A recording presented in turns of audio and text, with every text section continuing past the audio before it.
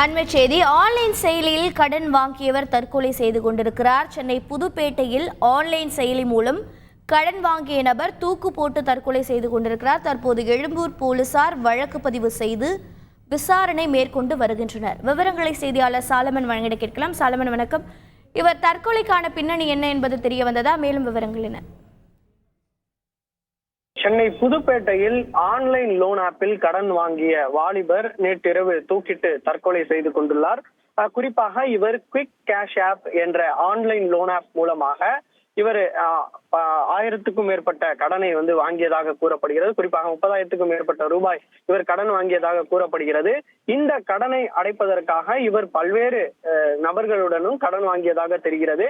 குறிப்பாக இவர் இந்த 30,000 ரூபாயை வட்டியுடன் கடனை செலுத்திய நிலையில மீண்டும் அந்த நிறுவனம் மூலமாக தொடர்ச்சியாக வாலிபரிடம் கடனை கேட்டு அவர்கள் தொல்லையிட்டதாக கூறப்படுகிறது. இந்த தொல்லையின் காரணமாக இவர் அந்த ஆப்பை செயலியை நீக்கிய நிலையில இருப்பினும் இவரது கான்டாக்டில் உள்ள அனைத்து நபர்களிலும் ஆபாசமாக இவரை சித்தரித்து அந்த புகைப்படத்தை மற்றவர்களுக்கு அனுப்பியுள்ளனர். குறிப்பாக அதில் ஆபாசமாக குறிப்பிட்டு கடன் வாங்கிய பணத்தை எப்போது செலுத்துவீர்கள் என்பது தொடர்பாக பல்வேறு இது மூலமாக இவர் அவர்களுக்கு அனுப்பிய நிலையில இது தொடர்பாக இவர் மன உளைச்சலில் இருந்ததாக கூறப்படுகிறது. இந்த மாதிரி ஆபாசமான மெசேஜை தனது உறவினர் மற்றும் நண்பர்களுக்கு அனுப்பியதால் மன உளைச்சலில் இருந்த கோபிநாத் நேற்றிரவு திடீரென வீட்டில் தூக்கிட்டு தற்கொலை செய்து கொண்டதாக கூறப்படுகிறது. இன்று காலை இது தொடர்பாக அவரது உறவினர்கள் கதவை தட்டிய போது நீண்ட நேரமாக அவர் கதவை திறக்கியதால் உள்ளே சென்று பார்த்தபோது அவர் தூக்கிட்டு தற்கொலை செய்து கொண்டு தெரிய வந்துள்ளது. உடனடியாக இது தொடர்பாக எழும்பூர் போலீசாருக்கு தகவல் தெரிவிக்கப்பட்டு அவர்கள் தற்போது சம்பவ இடத்திற்கு கோபிநாத்தின் உடலை மீட்டு கீழ்ப்பாக்கம் அரசு மருத்துவமனைக்கு அனுப்பி வைத்ததாக தெரிகிறது.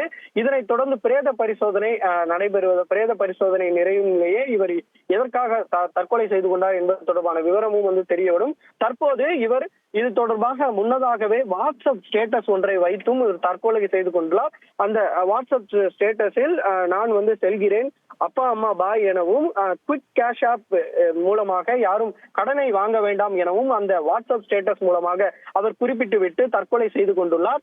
தற்போது இந்த கடிதம் மற்றும் அனைத்தையும் கைப்பற்றிய எழும்பூர் போலீசார் அந்த ஆப் மூலமாக யார் மிரட்டியது, சென்னையை சேர்ந்த நபரா அல்லது வெளிமாநில நபரா என்பது தொடர்பாக தீவிரமாக விசாரணை மேற்கொண்டு வருகின்றனர். ஏற்கனவே இந்த ஆன்லைன் லோன் ஆப் செயலி மூலமாக பல்வேறு வாலிபர்கள் உயிரிழந்த நிலையில இந்த செயலியை தமிழக சைபர் கிரைம் போலீசார் தீவிரமாக முடக்கி பிளே ஸ்டோரில் இருந்து 100க்கும் மேற்பட்ட லோன் ஆப்புகளை நீக்கிய நிலையில தற்போது மீண்டும் ஒரு உயிரிழப்பானது சென்னையில அரங்கேறி இருப்பது பதற்றத்தை ஏற்படுத்தி இருப்பதாக தெரிகிறது. விவரங்களை வழங்கியதற்கு நன்றி சாலமன். செய்திகளை உடனுக்குடன் தெரிந்து கொள்ள உடனே சப்ஸ்கிரைப் பண்ணுங்க.